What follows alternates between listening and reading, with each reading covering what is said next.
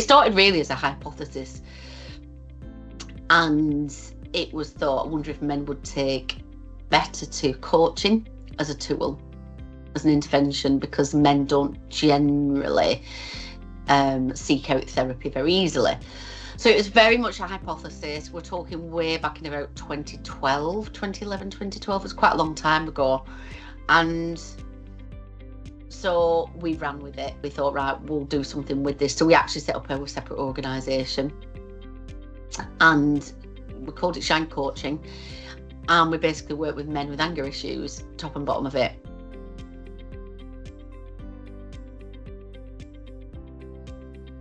We lack the kind of skills of running a big organisation, but similarly, we don't have business skills to be able to sell. So we knew somebody who had similar kind of background, and she recommended Cranfield to us, and she'd had a great experience, and she said, why don't you speak to them? So fast forward, we're getting in contact with Cranfield because we knew we needed a bit of direction, should we say. We've got loads and loads of cheerleaders, loads and loads of help alongside us, and people saying, why don't you try this, why don't you try that, why don't you try this, why don't you try that, why don't you try this. Lots of that, which is amazing. Who's going to do it? So we found ourselves, and in a way we still find ourselves being pulled in lots of different directions, thinking we don't know which is the right direction to go in. So that's where we kind of like met Cranfield, because it was, how do we continue doing what we're doing, making the impact that we're making, and how will people ever know about us? So that is where we came to Cranfield, really. So it was fairly clear from the beginning that they had a lot of client dependency. Sort of 85% is far too much from any one place. Also that they'd had some case studies done from Lancashire University, which indicated that their work was fantastic. The NHS sort of couldn't stop using them. They kept referring from different services, even though they weren't quite the right solution. So they were trying to help people and trying to do a lot more, but they sort of couldn't quite figure out how to have more impact.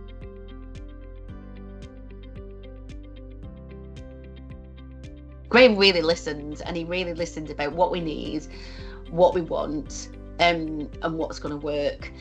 And I was just really honest with how very much at the beginning we were really with everything, and we really needed quite a lot of hand-holding, really. Knowing that they were almost a virtual charity. I mean, they don't really have an office as such that you could go into. So I was able to cast the net a bit further for somebody with the kinds of experience and commitment that I was looking for. And that's how I came across Tyrone, who's actually based in, I think it's Newcastle, but somewhere in the northeast, which obviously isn't in my region, but he had the right profile to help them on the social media, the website, that kind of side of things where they felt they were particularly weak. But he also had marketing and campaign knowledge. So he was able to meld that together into a strategy and help them on the practical side as well, which is, I think, why the feedback is so strong. I think he rolled his sleeves up and really got engaged.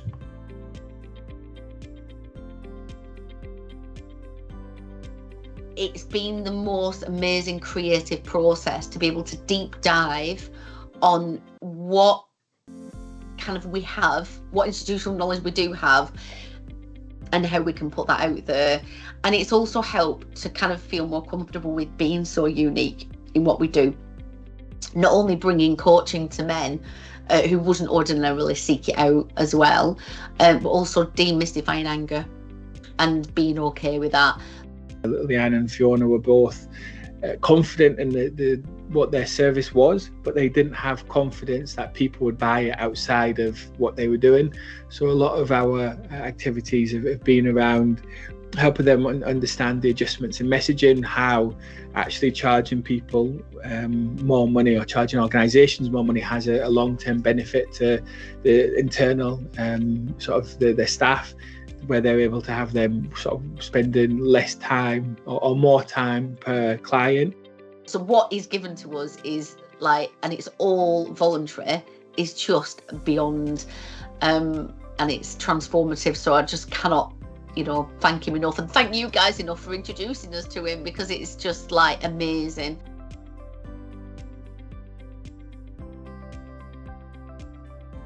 It's enabled us to be able to translate what we're doing and who we're heading towards in a lot clearer, strategic way, really, top and bottom of it. Being able to say, we've known we wanted to do a certain thing, working out how to do it, I just didn't get it before. I had no idea. It was like a bridge, and you needed the bridge in between to be built, and I feel like Tyrone's helped us build that bridge. I'm very metaphorical, and he's been really good at helping me with my metaphorical language. They're now in a position to take on different organisations that would fund events with them, so they'll do some work in the community, so they've got some corporate sponsors that pay for those, which is a good way for them to give back whilst giving a free service to the people. They're then able to look at working with more corporate clients, which is a good way for them to get their foot in the door, working with people who otherwise wouldn't have ever spoken to them because they were sort of so small and so tied to one geography, but now they're able to do that.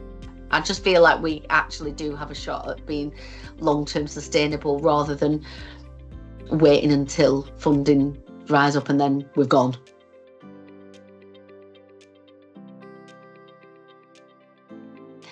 I just know we're going to reach more men, basically. And I think it's still the core belief for both me and Leanne is that men often struggle to talk. They struggle with suicides, they struggle with connecting, and the more that men can feel heard in whatever ways possible, I think is a good thing, and to realise that there is help out there and we're just not visible, so nobody even knows at the moment that we are there, and that by writing blogs that will speak to them, you know, ranging from wide-ranging issues, from these are the things that affect our client group.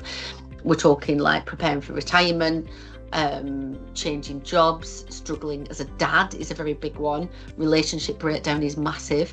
You know, a lot of our clients do come to us with relationship issues, and that gets touched on. Sometimes it's lack of communication or not being clear in your communication is where the source of frustration is. So I do see the ripple effects for beneficiaries as really massive.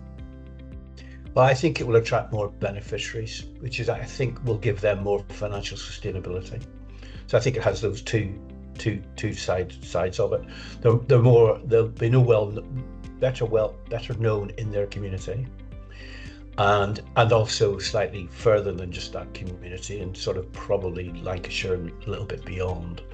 And that will generate, because there's a fee associated, that'll generate some income with that will keep them sustainable and allow them to spend time not just doing the counselling but also doing the stuff you need to keep a charity moving forward.